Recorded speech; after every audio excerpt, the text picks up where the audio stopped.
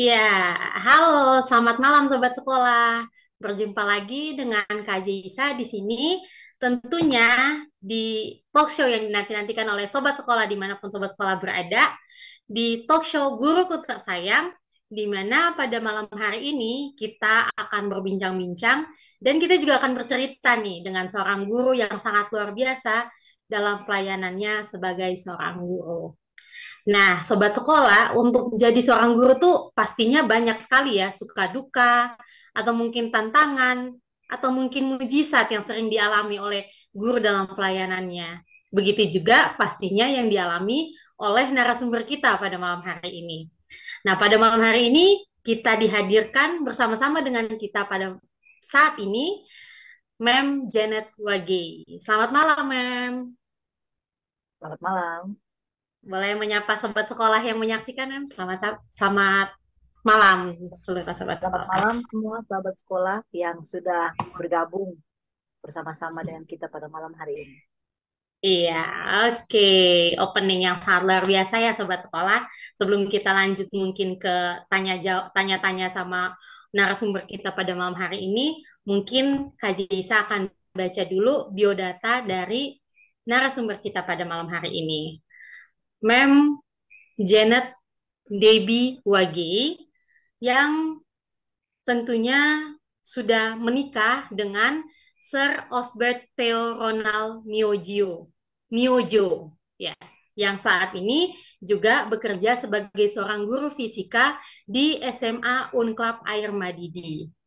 Mem lahir di Sawangan, Air Madidi pada tanggal 1 Desember tahun 1972. Wah, sudah mau mendekat ya ternyata ke hari ulang tahunnya Mem nih sobat sekolah. Oke, kita lanjut ke riwayat pekerjaan Mem. Mem menjadi seorang guru bahasa Inggris pada tahun ya. Mem menjadi seorang guru bahasa Inggris sekarang di Kelabat Adventist Academy yang berada di Manado. Nah, ternyata Mem itu sudah melayani menjadi seorang guru sejak tahun 1994 sampai tahun 1995 menjadi instruktur bahasa Inggris di Manado English Conversion School di Manado. Kemudian lanjut di tahun 97 sampai di tahun 98, Mem kembali lagi menjadi instruktur bahasa Inggris. Tapi kalau yang tadi itu sobat sekolah, Mem di Manado English Conversion School, sekarang Mem di tahun 97 sampai 98 itu Mem di Michigan College di Manado juga. Kemudian di tahun 97 masih di tahun yang sama sampai bulan 8 di tahun 97 Mem jadi guru bahasa Inggris di SMP Advent Laboratorium Universitas Kelabat Manado. Kemudian Mem menjadi wali kelas di SD Advent Laboratorium Universitas Kelabat di tahun 97 sampai 98. Kemudian Mem menjadi guru bahasa Inggris di tahun 98 sampai di tahun 2008 di SMA Advent Kelabat.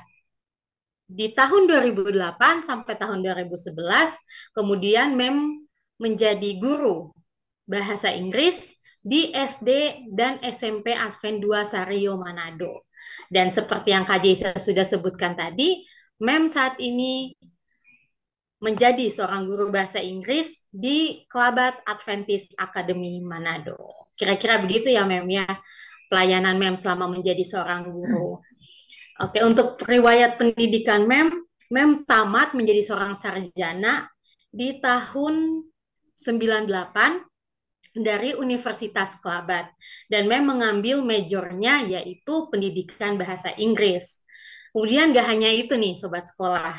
Kemudian Mem melanjutkan lagi ke Master of Arts in English Education di Adventist University of the Philippines di Filipina pada tahun 2015 dan tamatnya di tahun 2018.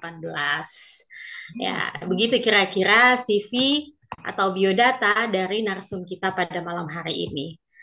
Ya, sobat sekolah, kalau tadi Kak Jisa sudah baca ya, ternyata Mem juga sudah lumayan lama ya Mem ya di dunia berkecimpung di dunia pendidikan ya Mem ya dari tahun 94 sampai saat ini ya Mem.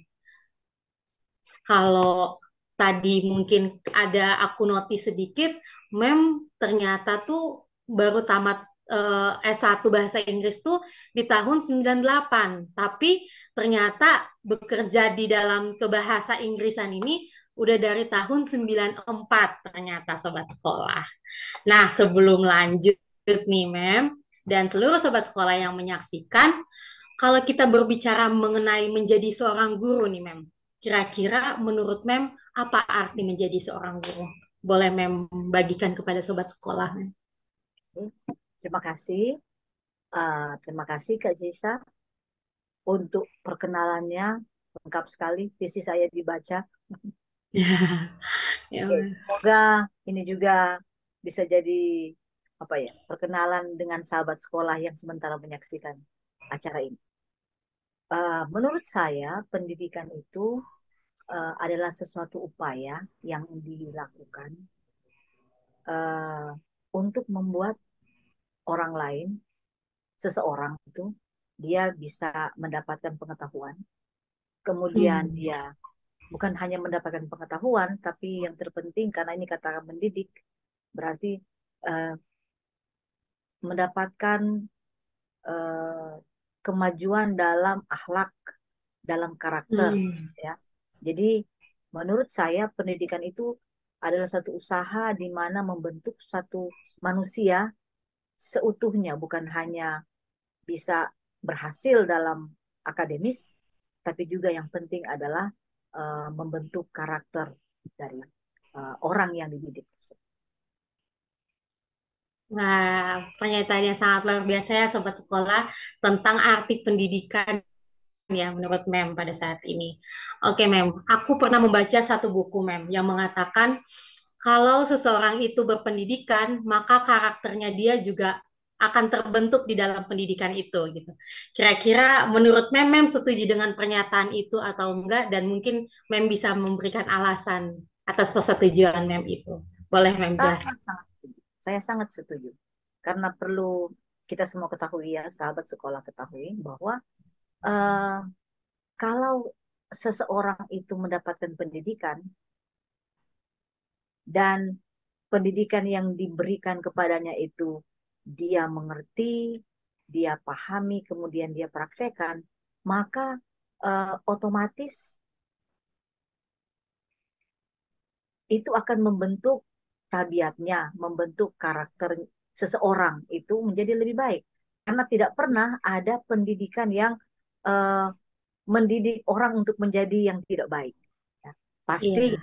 dia akan menjadi yang lebih baik. Jadi saya sangat setuju. Malah kalau kita dengar begini, kalau kita lihat ada orang-orang yang sepertinya tidak teratur hidupnya, orang-orang yang cuma asal-asalan dalam hidupnya, pasti orang akan bilang dia tidak terdidik. Dia itu Iya, bukan orang yang terdidik. betul. Malah anak atau seseorang yang sekolah pun, kalau dia berlaku eh, melakukan hal-hal yang tidak baik, yang tidak benar, maka orang akan mencap dia, anak ini tidak terdidik, engkau ini tidak terdidik. Padahal Hmm. dia juga sementara belajar.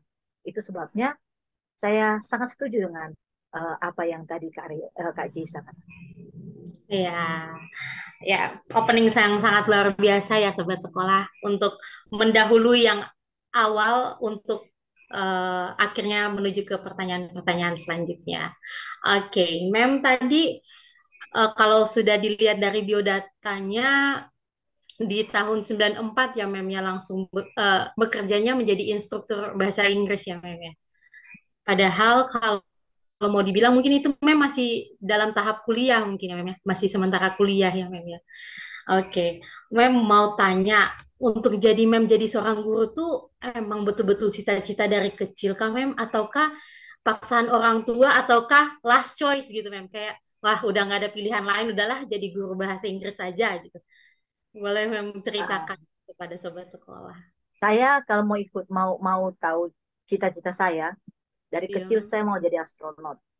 Maunya jadi waduh, astronot. iya, Tapi ketika waktu itu tahun berapa ya? 85 kalau tidak salah. Challenger meledak, hmm, ya, mengurungkan jadi takut. Kemudian ditambah juga dengan keadaan ekonomi keluarga yang saya lihat tidak memang tidak apa namanya menunjang untuk menjadi astronot, maka saya saya saat itu tidak punya cita-cita. Saya sekolah setelah tamat SMA, masih di SMA saya berpikir saya mau masuk filsafat aja karena saya minat dengan hal-hal rohani. Saya mau masuk filsafat. Tapi ada juga eh, saran dari orang tua bahwa sebaiknya karena kita ini keluarga yang eh, dalam istilah susah ya. Karena ayah saya sakit waktu itu saya SMA, ayah saya sakit dan harus masuk ke Hmm. rumah sakit, malah harus tinggal di rumah sakit ada sekitar beberapa bulan. Tamat SMA itu saya labor.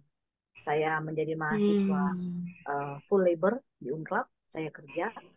Jadi satu semester saya kerja, kemudian nah di saat itu saya tidak tahu mau masuk apa. Tapi Oh karena ya. ya waktu SMA karena saya suka seperti yang saya katakan tadi, saya suka hal-hal rohani, saya berpikiran untuk masuk filsafat. Tapi karena orang tua saya uh, memintakan kalau boleh carilah yang bisa apa, yang bisa dapat pekerjaan cepat supaya bisa membantu keluarga. Maka saya ikut kuliah, saya kuliah waktu itu setelah uh, satu semester Liverpool, saya sudah punya Iya. uang untuk melanjutkan kuliah. Saya ambil Ya. sekretaris atas saran dari uh, apa ya Ah. supervisor saya waktu saya labor. Jadi ya kamu Hmm. kuliahlah ambil sekretaris supaya bisa cepat dapat kerja dan seperti itu. Maka saya mengambil sekretaris satu semester. Ya, Oh jadi iya. saya masuk sekretaris, kemudian uh, nilai-nilai saya baik, bagus nilai-nilai saya.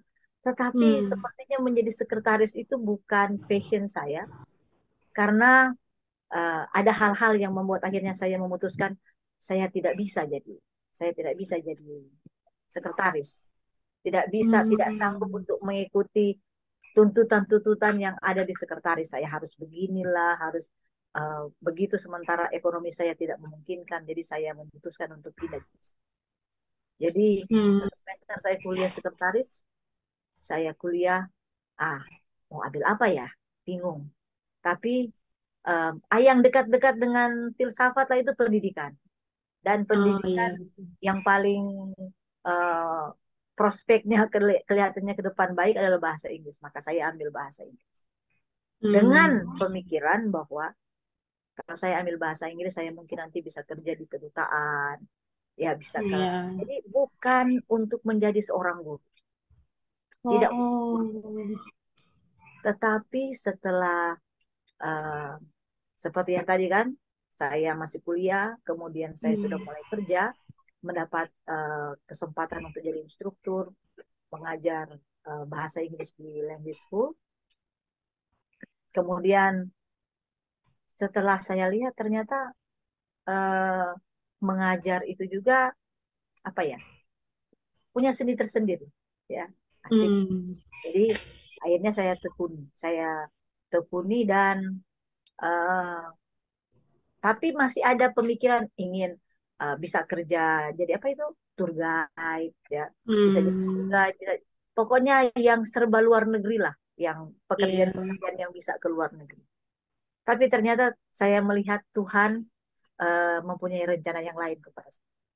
Ketika saya sudah uh, apa sudah selesai instruktur, saya ditawarkan untuk mengajar, menggantikan tante saya yang berhenti dari yang sekolah sesudah saya jadi instruktur itu Hmm. di SD SD, menggantikan dia menjadi wali kelas, dan saya menghadapi anak-anak SD. Saya merasa bahwa ternyata menjadi guru itu apa ya, uh,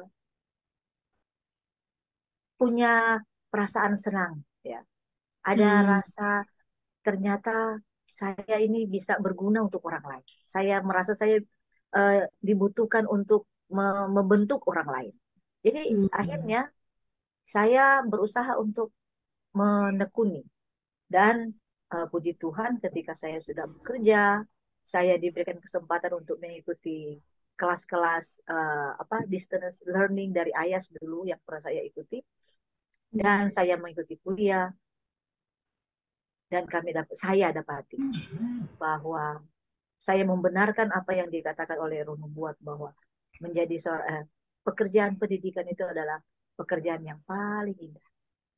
Dan itu saya. Oh, jadi benar-benar dari tadi sebenarnya Kak Jisa juga pengen nanya, Mem, kalau kenapa Mem pengen dari sekian banyak pendidikan ya, jurusan di dalam kependidikan keguruan itu, kenapa Mem mau mengambil bahasa Inggris? Tapi ternyata sudah terjawab tadi ya, Mem ya. Dan kenapa juga Mem pengen jadi guru? Ternyata emang ada rasa senang tersendiri ya, rasa bahagia ketika bertemu dengan anak-anak SD ya, Mem ya. Iya, pengalaman yang sangat luar biasa ya Sobat Sekolah dari narasumber kita pada malam hari ini. Oke, Mem, mau tanya waktu Mem akhirnya waktu itu memutuskan untuk pengen mengambil guru, Mem kan sebelumnya udah sempat ngambil sekretaris ya Mem ya tadi kalau tidak Sekretaris satu salah ya. semester. Iya, satu semester yang setelah dari itu baru Mem ngambil keguruan ya, keguruan bahasa Inggris, pendidikan bahasa Inggris. Iya, nah ini mau Kak Jesa tanya nih Mem. Waktu Mem akhirnya memutuskan untuk mengambil pendidikan bahasa Inggris, bagaimana dukungan dari orang-orang sekitar Mem? Apalagi awalnya Mem sudah ada kuliah sekretaris dulu satu semester, baru pindah lagi ke pendidikan bahasa Inggris. Apakah ada cercaan-cercaan yang menyakitkan hati Mem, ataukah dukungan yang benar-benar mensupport sepenuhnya kepada Mem waktu itu? Dari keluarga, entah dari orang tua, atau mungkin dari saudara-saudara Mem, boleh Mem ceritakan kepada sobat sekolah.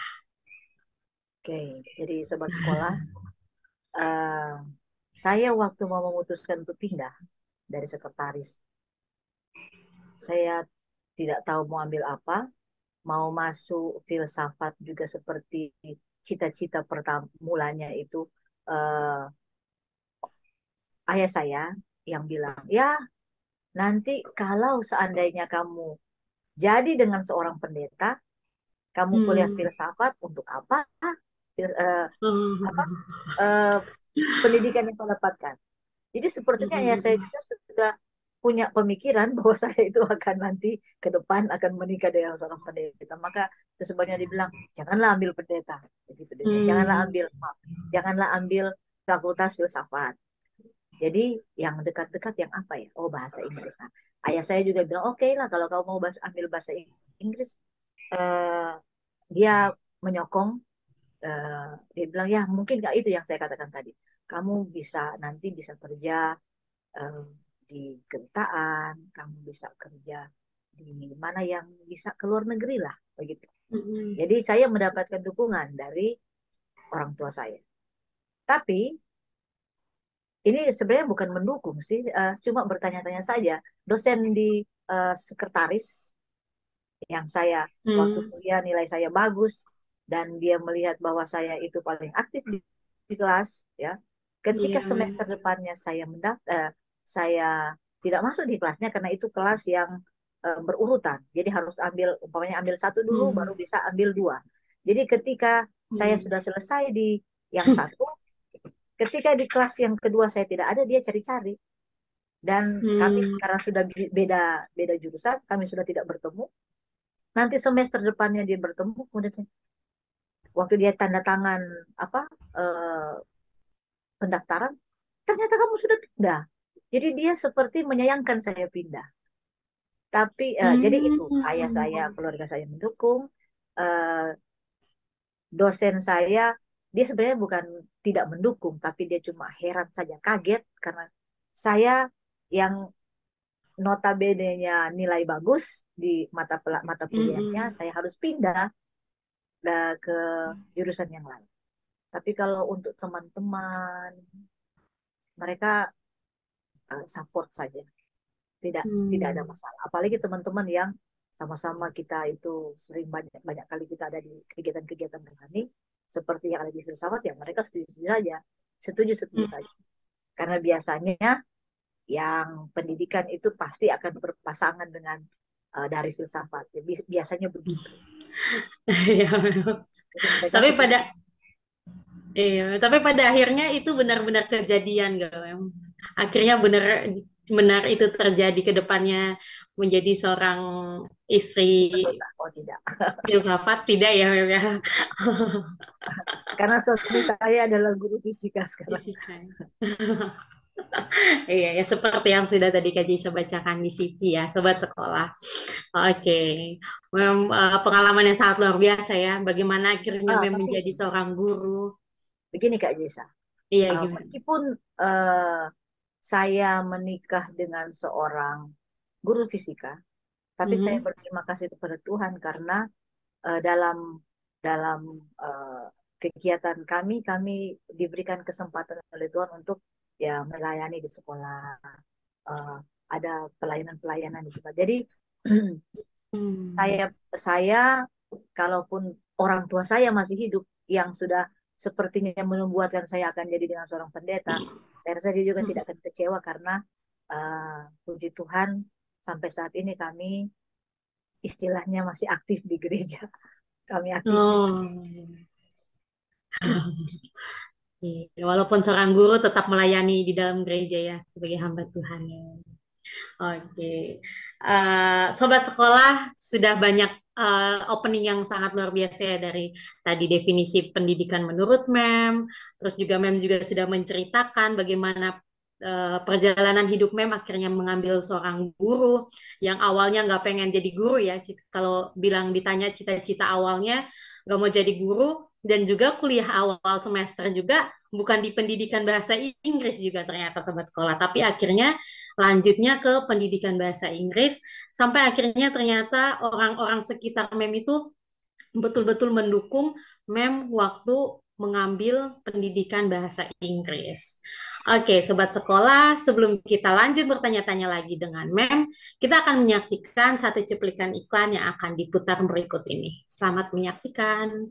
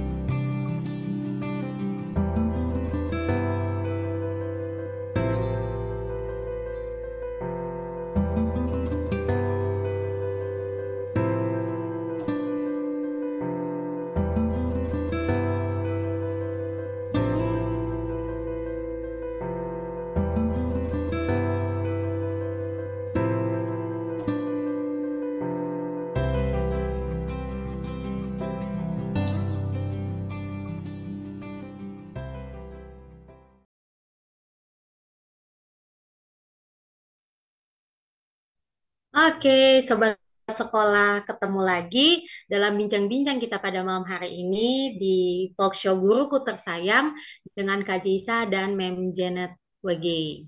Oke, sobat sekolah, kalau tadi sudah tanya-tanya awalan yang dengan pengalaman-pengalaman Mem di awal akhirnya Mem menjadi guru, sekarang Kak Jisa mau tanya ke Mem juga nih. Kalau mau dilihat-lihat dari biodata Mem, dari tahun 94 94 itu waktu jadi instruktur mengajar ya Mem ya. iya, Mengajar iya. mengajarnya ke anak-anak yang seumuran anak-anak SD Mem atau anak-anak remaja.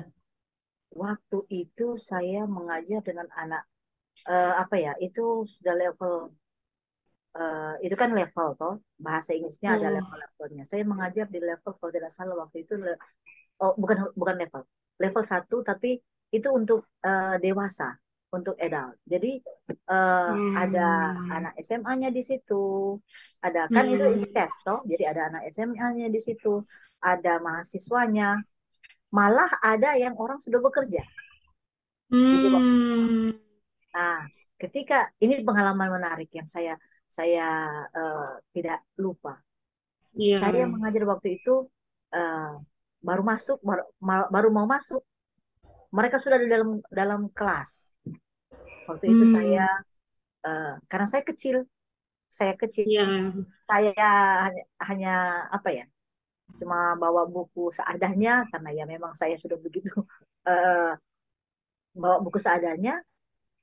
Saya Hmm, masuk di kelas, mereka mengira saya itu adalah juga bagian dari mahasiswa. siswa yang bukan Oh, iya, apa mahasiswa. ya, ya, ya yang akan diajar. Student.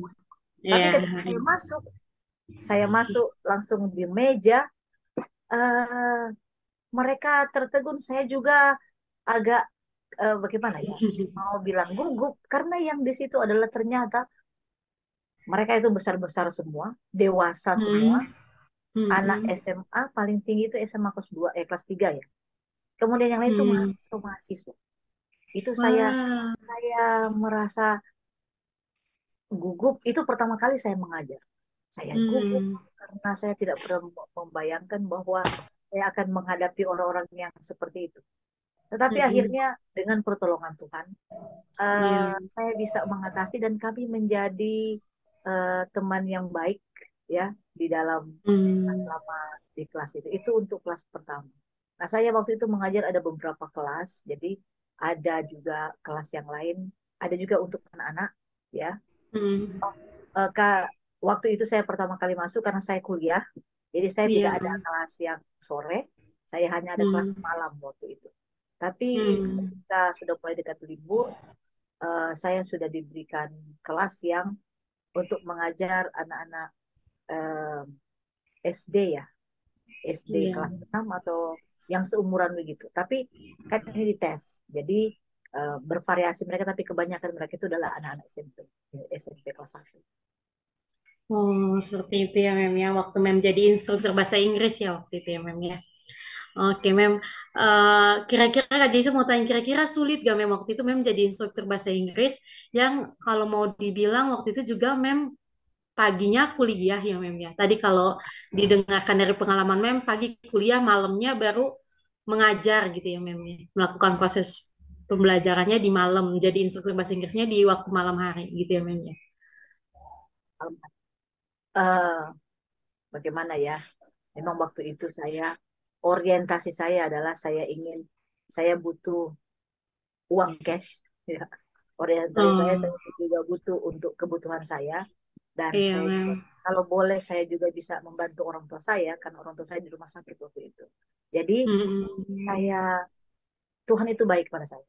Sangat-sangat baik. hmm, Saya mendapatkan dosen, bukan dosen, ada dosen yang memberikan kepada saya kesempatan untuk labor. Jadi saya waktu itu bukan cuma hanya kuliah kemudian bekerja, tapi saya hmm, kerja di sekolah untuk membiayai pendidikan saya. Karena saya ini mahasiswa yang kalau mau dibilang full labor.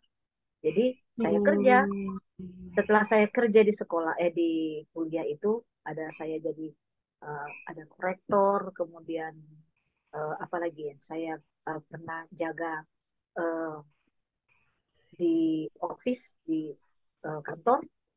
hmm, Siangnya saya seperti itu, kemudian saya juga harus kuliah kan, belajar, dan hmm, malamnya saya harus mengajar, pergi mengajar. hmm, Dan waktu itu saya ingat sekali, saya tinggal di rumah dosen.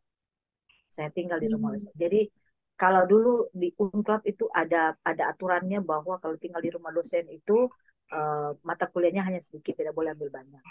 Kalaupun kuliah, hmm, kalaupun kerja, eh, jam kerjanya hanya sedikit karena harus bekerja di rumah dosen tempat kami tinggal.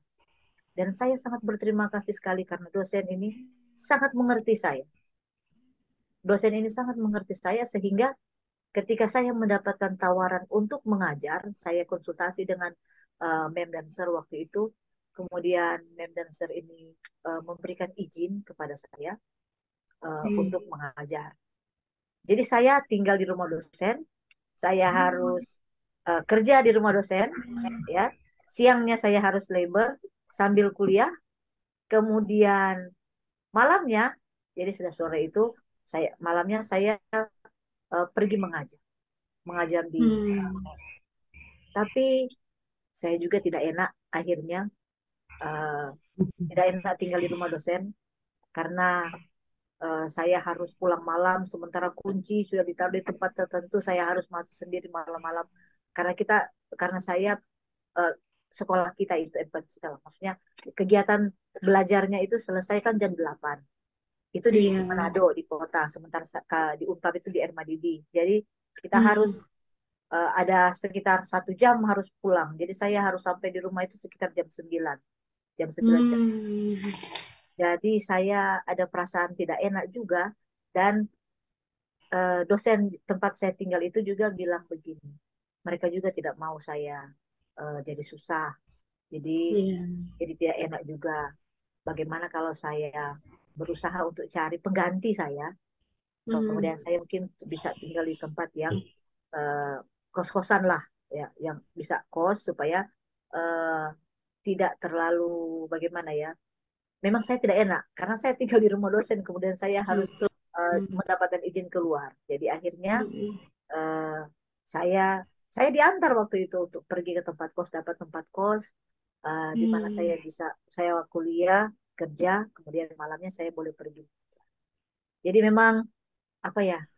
eh, Memang waktu itu saya jadi kurus karena Oh. banyaknya yang harus saya lakukan. Hmm. Ya, pengalaman yang sangat luar biasa ya waktu selama berkuliah ya waktu menjadi pendidikan bahasa Inggris, tapi di samping itu juga menjadi seorang instruktur bahasa Inggris ya. Eh, Lumayan ini ya ya membagi waktunya juga pasti juga sulit ya ya sebenarnya, tapi ya puji Tuhannya semua bisa terlewati sampai hingga saat ini menjadi guru bahasa Inggris di perguruan Advent di Kelabat ya ya. Oke mem. Kalau mau dilihat berarti dari tahun 94 sampai sekarang kurang lebih 28 tahun ya Mem ya mengajar ya. Sudah berkecimpung di dunia pendidikan ya Mem ya. Menjadi seorang guru, menjadi seorang guru. Waktu Mem akhirnya menjadi seorang guru setelah sudah tamat dan menjadi seorang guru berarti sudah tidak kaget ya Mem ya waktu akhirnya terjun ke dunia sekolah gitu Mem. Iya, Karena sebelumnya sudah menjadi seorang instruktur ya, Mem. iya, Sementara seperti itu. itu. Iya.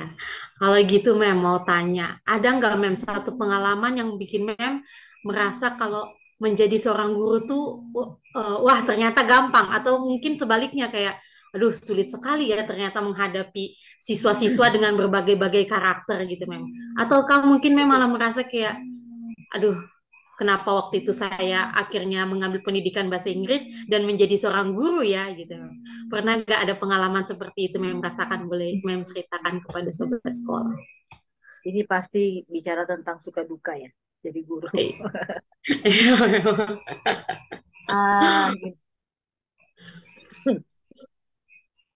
Saya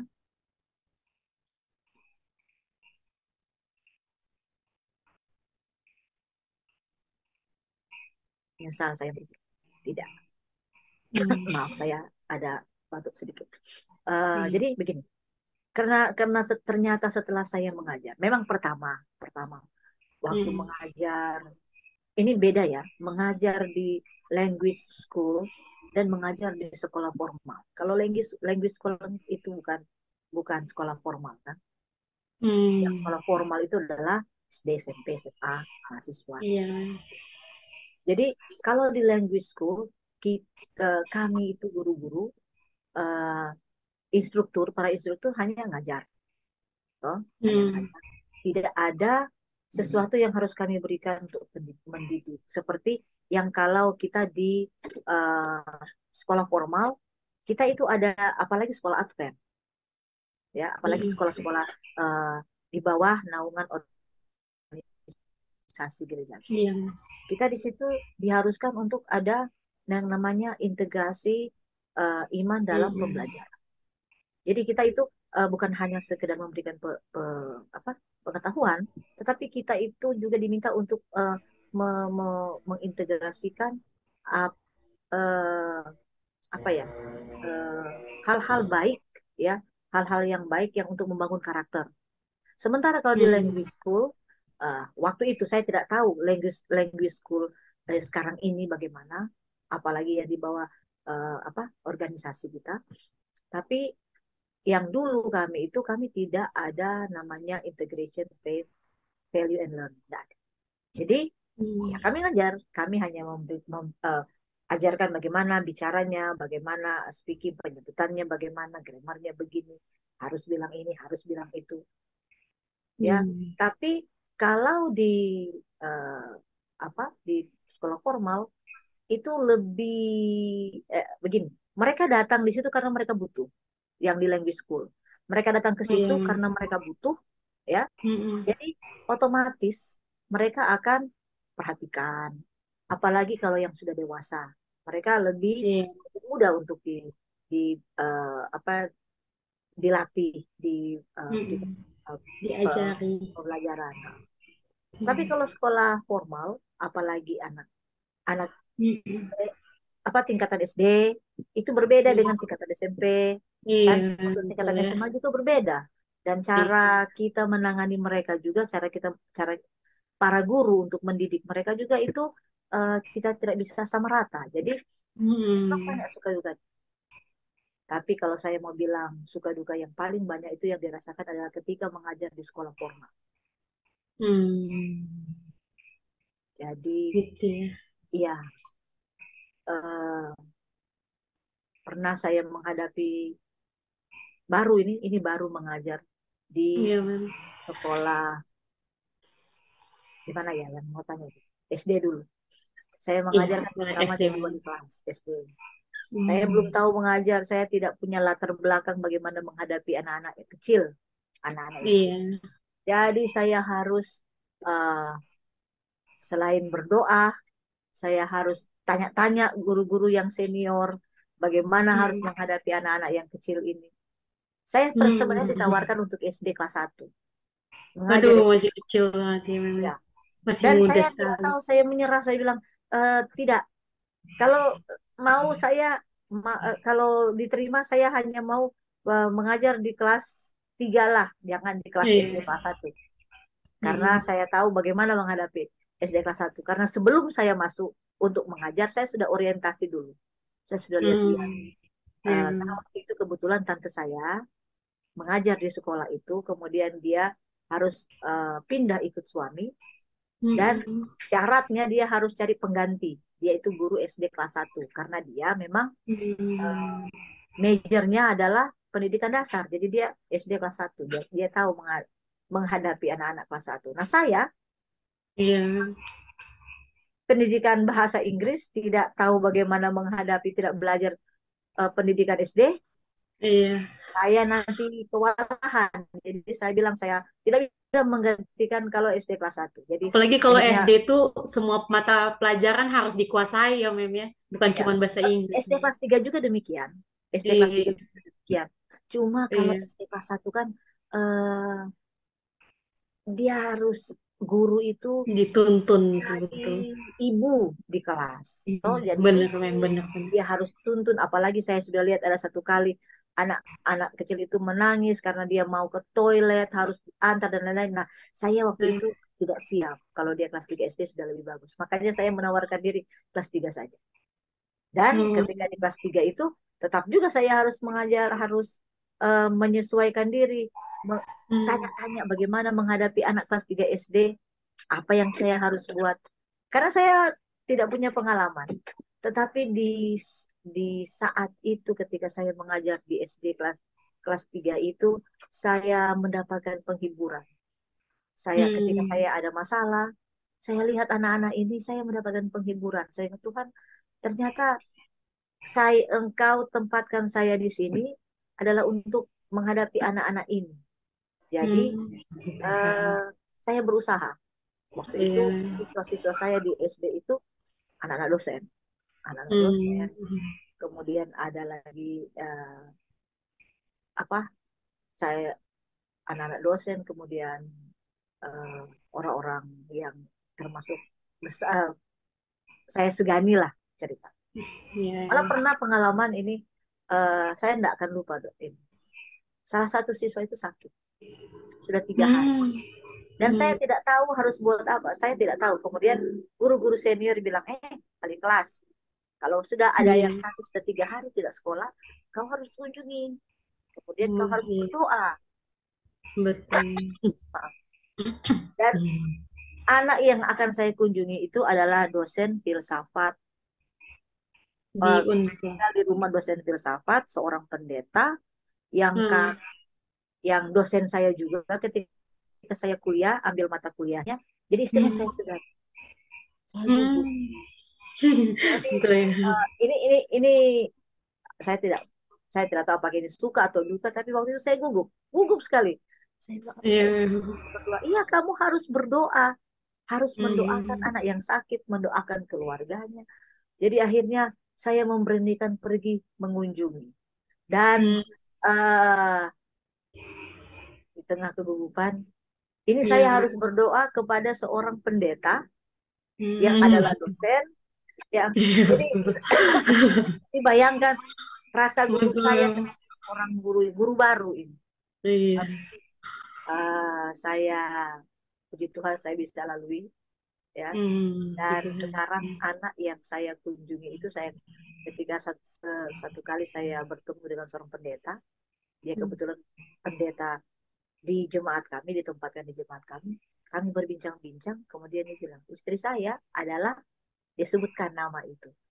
Eh, Kamu Hmm. dulu, katanya dulu, Mem pernah kunjungi waktu dia kelas 3 SD, dia sakit, dikunjungi. Oh ya, ternyata dia ada.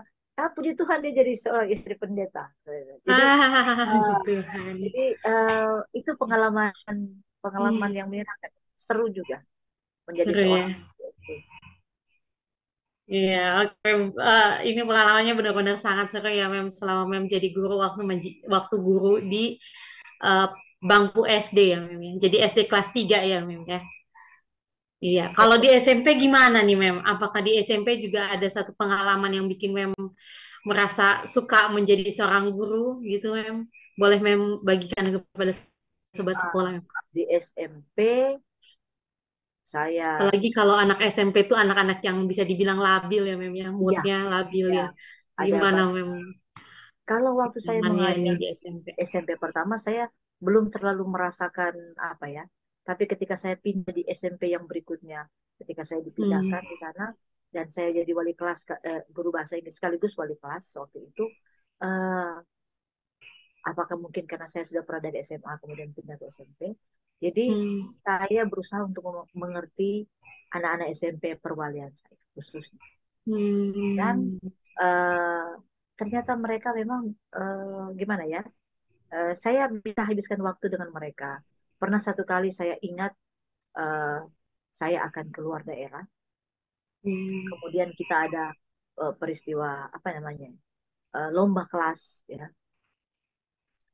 Ketika saya bilang kita akan hias kelas karena saya tidak bisa, karena Mem tidak bisa hadir di acara ini, jadi kita eh, harus buat sekarang.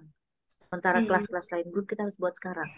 Saya sangat terharu karena ada anak-anak eh, yang mau tinggal dengan saya. Rajin Hmm. sekali mereka bekerja. Dan sambil bekerja, kami bercerita-cerita. Saya mau cari tahu mereka. Jadi saya tanya, orang tuamu bagaimana? Engkau tinggal di Hmm. mana? Jadi ada sekitar berapa anak itu ya? Ada 8 anak. Mereka siap untuk pulang sampai sore. Padahal waktu itu jam pulang itu kan jam 1.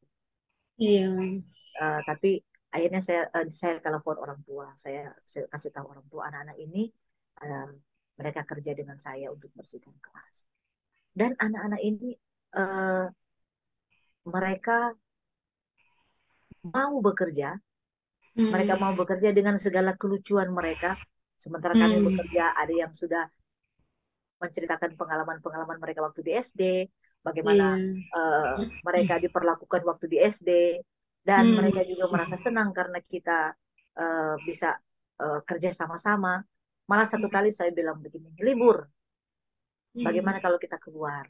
Kita cuma menghabiskan waktu bersama-sama. Jadi karena sekolah itu dekat dengan pantai, jadi kami, kita ketemu di satu spot di uh, uh, lokasi ini kita mau apa di sana, Mem? Ya, kita cuma duduk-duduk, kita bicara-bicara, kita Mm-mm. nyanyi-nyanyi, ya seperti itulah yang saya lakukan dengan pengalaman yang saya rasakan. Salah satu pengalaman menyenangkan yang saya rasakan ketika ada di SMP. Dan Hmm. yang menyedihkan yang pernah saya rasakan adalah terpaksa saya harus menghukum anak. Karena saya Iya, paling tidak Mem. suka menghukum anak. Maksudnya eh, kami belajar bahwa eh, dan kita semua tahu bahwa apa namanya apa itu tidak boleh ada Di, corporal punishment ya. Jadi sahabat iya. sekolah eh, dalam pendidikan kita sekarang ini dalam semua pendidikan sudah tidak ada lagi yang namanya corporal punishment ya, Hmm. pukul. Dan waktu Iya. itu saya ada anak-anak yang tidak masuk.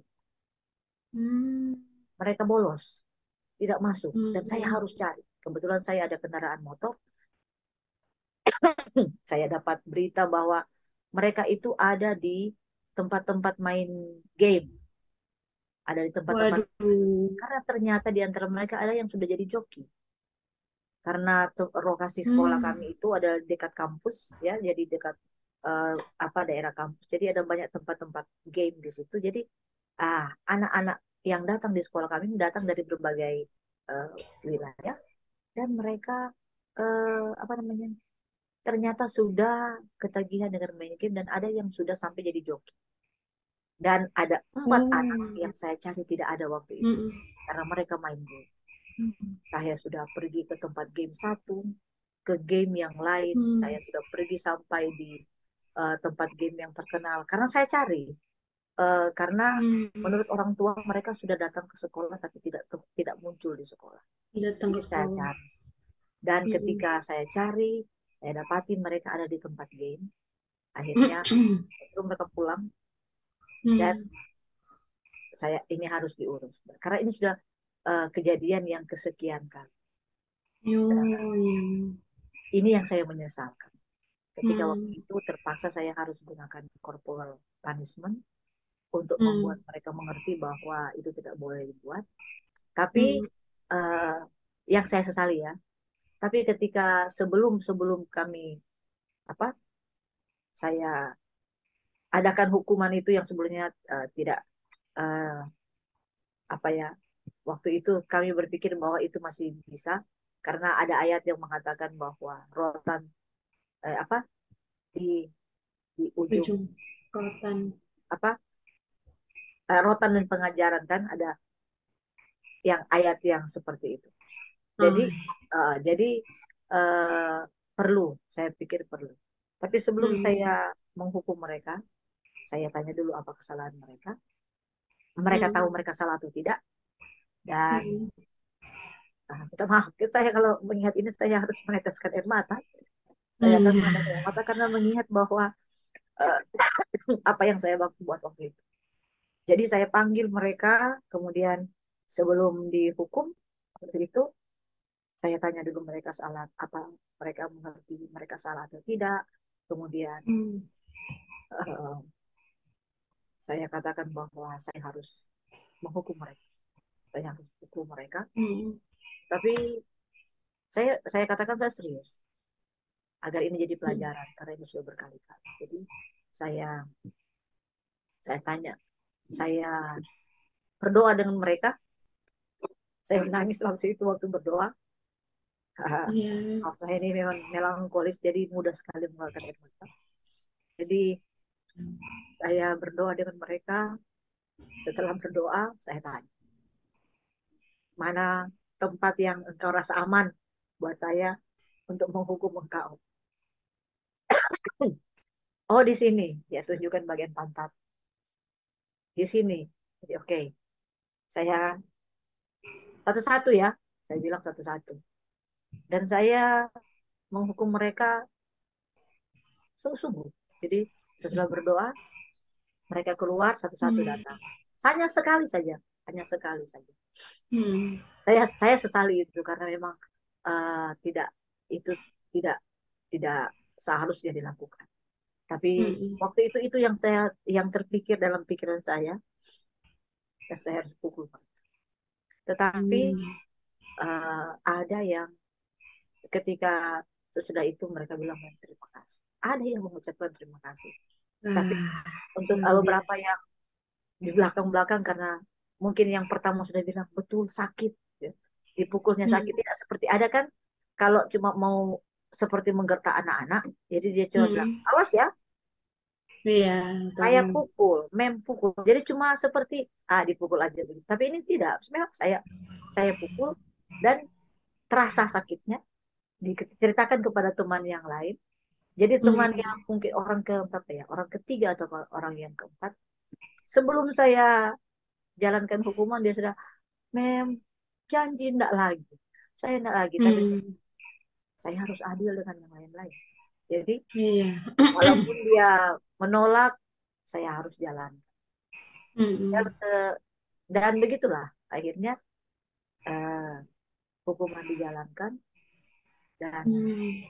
saya tidak tahu setelah mereka tamat SMA, apakah tamat SMP, apakah di SMA mereka lakukan hal yang sama lagi. Tapi ketika setelah kejadian itu mereka sudah tidak lagi bolos, kemudian mereka Hmm. pergi main game. Tapi sekali lagi ya, sahabat sekolah, eh, yang saya katakan tadi itu tidak seharusnya dilakukan, tidak seharusnya. Hmm. Itu eh, kita saat ini kita harus cari cara-cara yang lain, karena itu Hmm. bukanlah cara yang paling tepat untuk menyelesaikan satu masalah. Karena Hmm. saat ini dan memang eh, ada tulisan-tulisan rohani juga yang mengatakan bahwa eh, kita tidak akan memenangkan anak dengan cara yang Hmm. seperti itu. Ada anak-anak yang lain mungkin bisa, tapi ada anak-anak yang lain tidak. Itu sebabnya Iya, betul. kita perlu minta tuntunan Tuhan untuk bisa Hmm. menjalankan hukuman yang benar, yang akan hukuman yang apa ya, yang bisa menyelamatkan anak itu. Itu yang Hmm. saya, kalau mau tanya duka, itu duka Betul, saya. betul. Ya, itu hal yang saya sesali, yang saya buat. Hmm. Dan sejak saat itu tidak pernah lagi. Sejak saat itu tidak Hmm. ada ada ada eh, cara-cara hukuman seperti itu. Mohon maaf, Hmm. saya agak terbawa dengan. Nggak Tapi apa-apa, kan Mem. ini saya memang tidak bisa dilupakan. Jadi Hmm. saya terbawa dengan cerita masa lalu. Tapi ada di antara mereka anak-anak itu yang saya lihat sudah berhasil. Saat ini sudah menikah. Saya Hmm.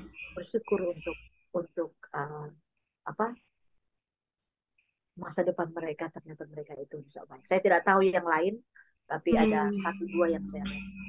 Dari 4 atau 5 anak yang saya waktu itu.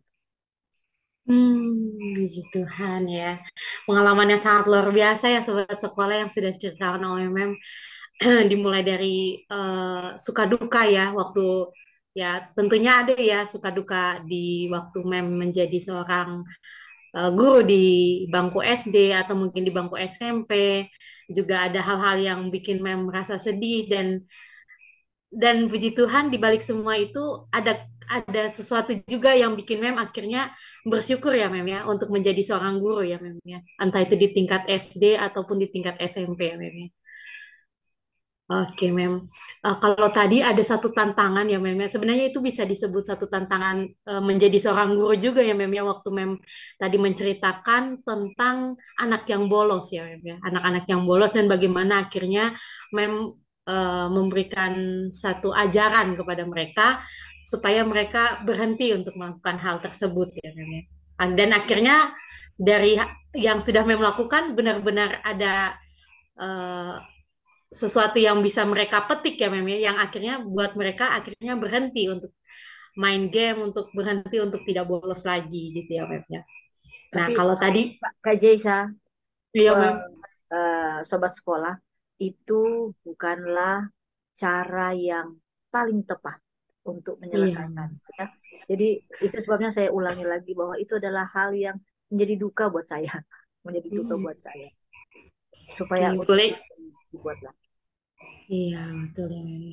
Ini juga boleh di notes ya buat seluruh sahabat sekolah yang sudah dikatakan Mem tadi dari pengalaman Mem, biar boleh menjadi satu motivasi juga nih buat seluruh sahabat sekolah yang mungkin yang menyaksikan talkshow malam ini yang mungkin mau menjadi guru atau yang sudah menjadi guru ya. Biarlah yang tadi sudah Mem katakan boleh diterapkan ya di dalam kehidupan di dunia pendidikan. Oke, Mem. Ada juga nih, Mem, mau Kak Jaisa tanyakan.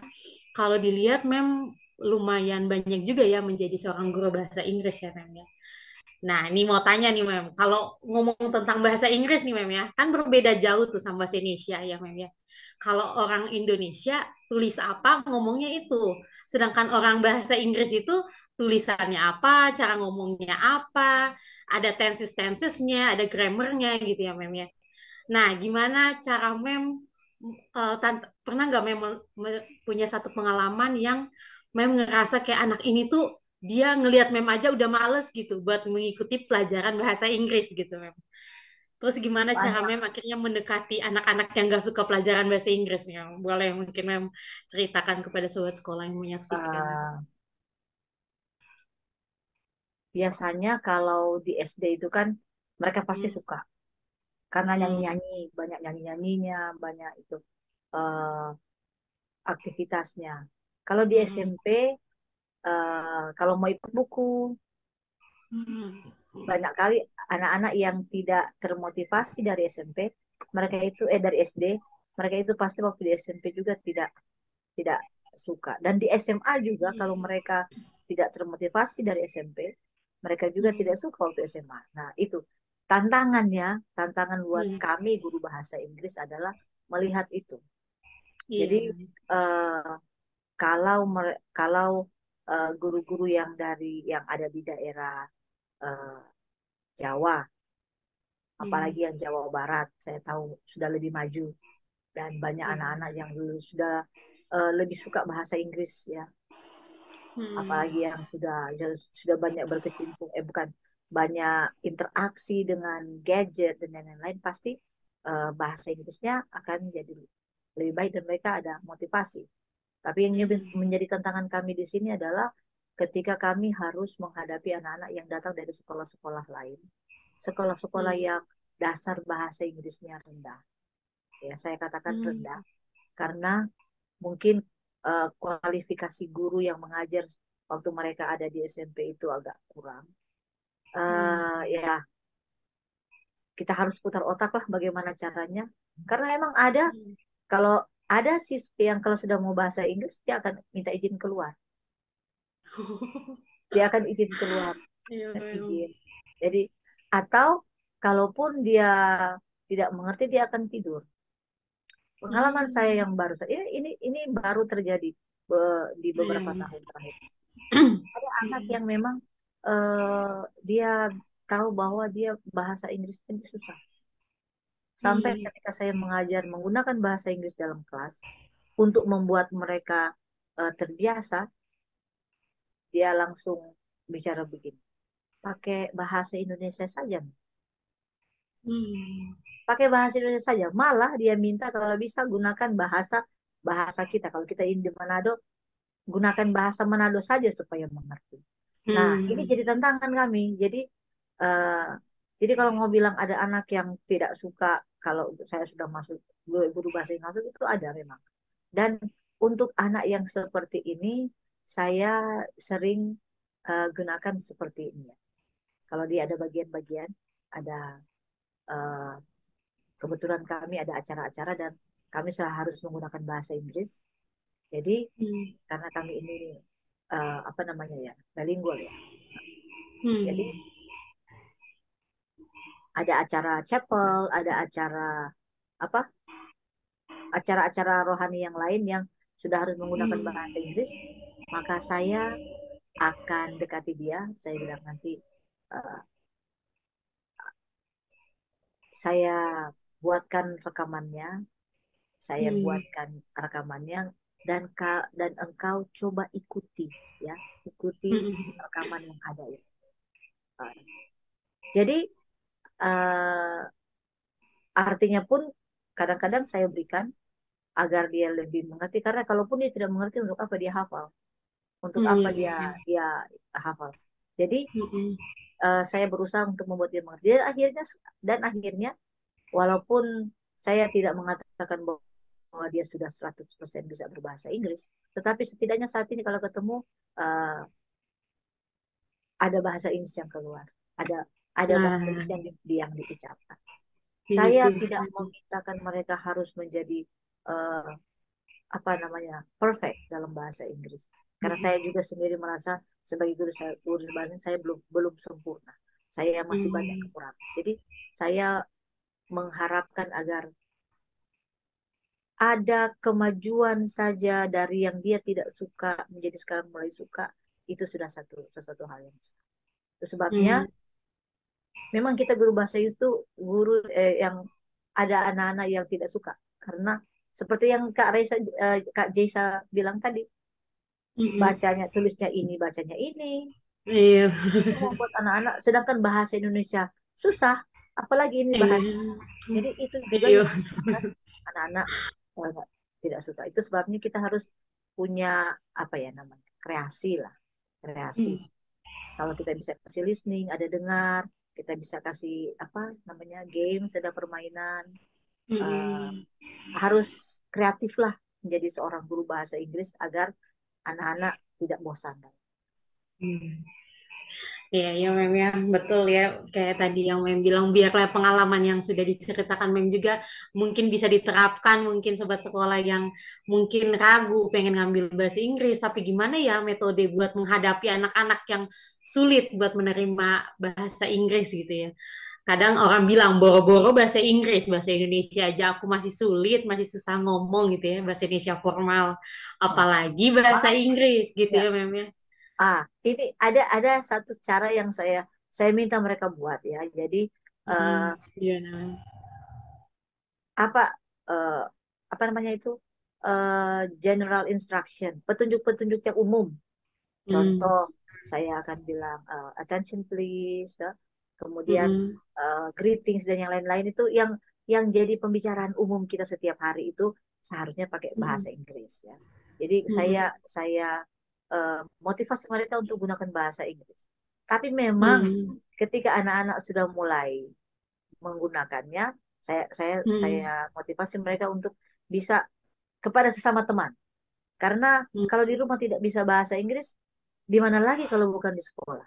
Jadi di sekolah itu tempat Betul. kita latihan, tempat kita apa eh, mempraktekkan apa yang kita pelajari.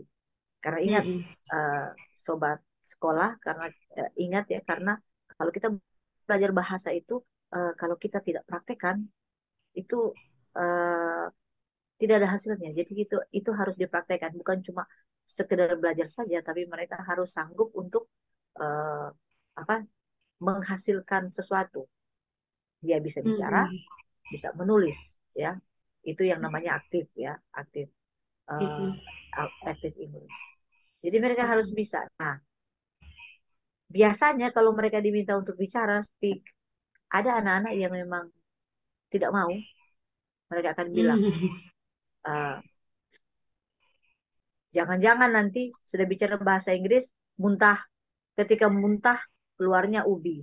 Artinya, ini yang biasa jadi di sini ya. Jadi artinya, ya Iya, kita iya. masih makan ubi, kenapa juga kita harus apa seperti tadi ya katanya mesti bicara-bicara bahasa Inggris. Eh, itu Mm, banyak kali, bukan kadang-kadang. Itu yang banyak kali menyebabkan anak-anak tidak mau bicara bahasa Inggris. Jadi kalau itu mm, eh, bicara bahasa Inggris itu perlu dorongan juga. Jadi kalau ada mm, anak-anak yang bicara bahasa Inggris kemudian salah, janganlah kita tertawakan. Janganlah kita. mm, Kalau kita tahu bahasa Inggrisnya yang benar, kita ulangi kata itu ya, tanpa harus menyebutkan engkau salah. Ya, jadi mm. eh, karena itu juga saya lihat ketika masih pertama kali saya mengajar bahasa Inggris, kemudian Iya, dia Mem. sudah berusaha mau bilang, kemudian kamu salah. Semangatnya akan turun, semangatnya. Betul. Demikian, Kak. Iya, oke. Banyak sekali ya ternyata memang pengalaman yang memang merasakan selama berkecimpung di dunia pendidikan, entah itu suka dan duka, apa yang sudah memang merasakan, gimana rasanya menjadi seorang guru di tingkat SD atau tingkat SMP, menghadapi tantangan juga yang lumayan sulit ya dengan anak yang bolos, dengan memilih game gitu ya daripada pendidikan, dengan juga anak yang sulit dalam bahasa Inggris ya. Banyak sekali ya ternyata pengalaman Mem dalam menghadapi hal-hal tersebut. Oke, sebelum kita ke yang bagian yang paling terakhir nih Mem, kita akan menyaksikan lagi satu cuplikan yang akan diputar berikut ini. Selamat menyaksikan.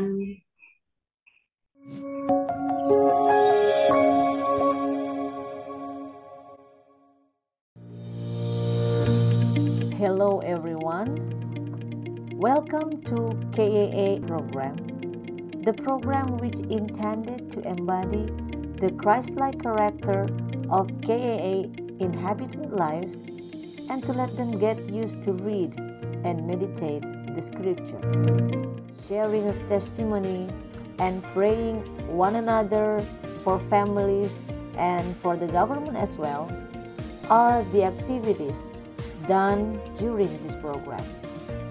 It has been expected that this program will make the students know more about Jesus, love Him more, and will bond the relationship and trust between teachers and students.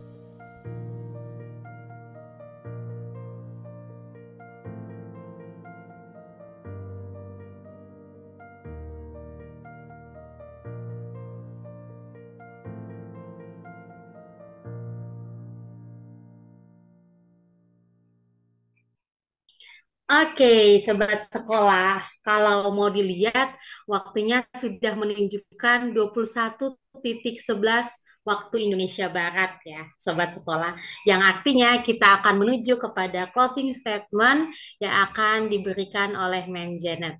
Boleh Mem memberikan satu closing statement, pesan untuk seluruh sobat sekolah yang menyaksikan yang mungkin pengen menjadi guru atau yang sekarang lagi jadi guru atau masih bimbang, aduh jadi guru gimana ya rasanya gitu. Boleh Mem memberikan statement-statement dari Mem. Dipersilahkan Mem. Pertama,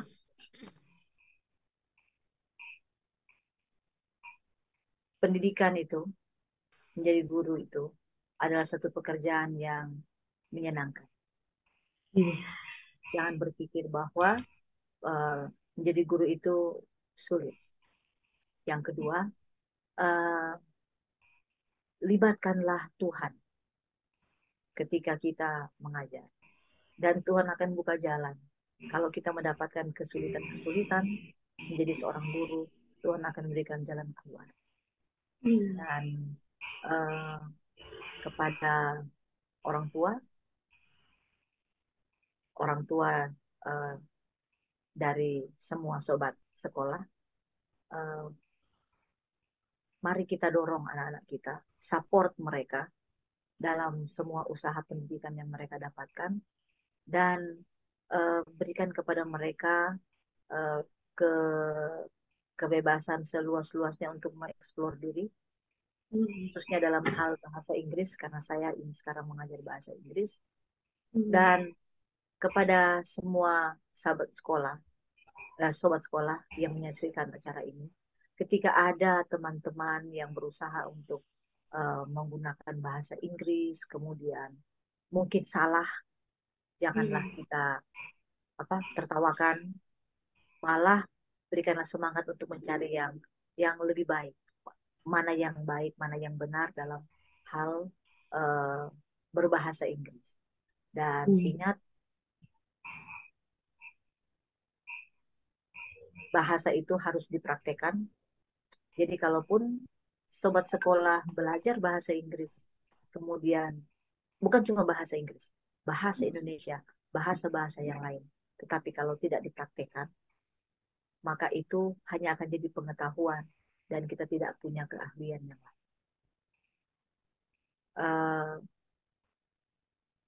Yang paling terakhir sekali, saya ulangi kembali bahwa kalau saya bisa melewati menjadi seorang guru sudah hampir 20-an lebih tahun ini, Dan saya merasakan bahwa mengajar itu adalah pekerjaan yang indah, mendidik adalah pekerjaan yang indah. Itu semua karena Tuhan. Dan kita meletakkan Tuhan dalam denominasi apapun kita.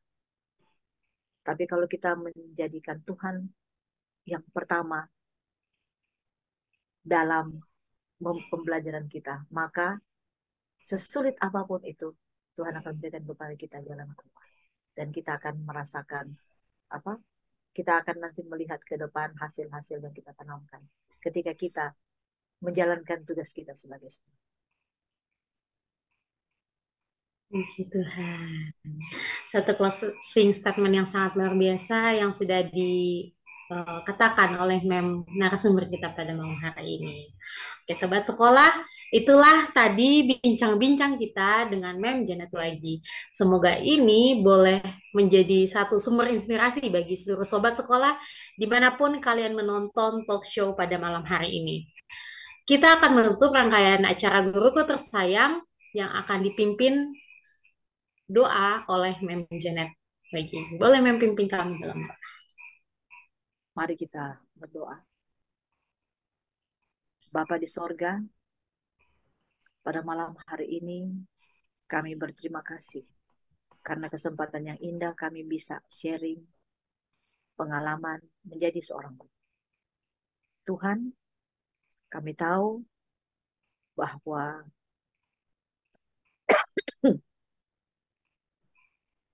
contoh guru kami yang terbesar adalah Yesus Kristus. Biarlah ketika kami akan menjalankan tugas kami sebagai seorang guru, kami akan melihat Yesus, akan berusaha untuk menjadi guru yang baik untuk anak-anak didik kami. Dan jika kami adalah seorang siswa, mahasiswa, biarlah kami pun akan menjalankan tugas kami dengan baik. Kami akan belajar dengan baik. Dengan tuntunan Tuhan, kami akan berusaha untuk mempraktekkan apa yang kami pelajari. Dan khususnya ketika kami berbahasa Inggris, biarlah Engkau tolong kami agar kami bisa menggunakan bahasa ini dengan baik dan benar, bukan untuk kepujian kami, tapi semuanya untuk hormat dan kemuliaan bagi nama Tuhan. Bapa di sorga, biarlah Engkau akan menolong kami, menuntun kami, untuk bisa menjadi manusia yang berguna, bukan hanya di dunia ini, tetapi sampai Engkau datang pada kami.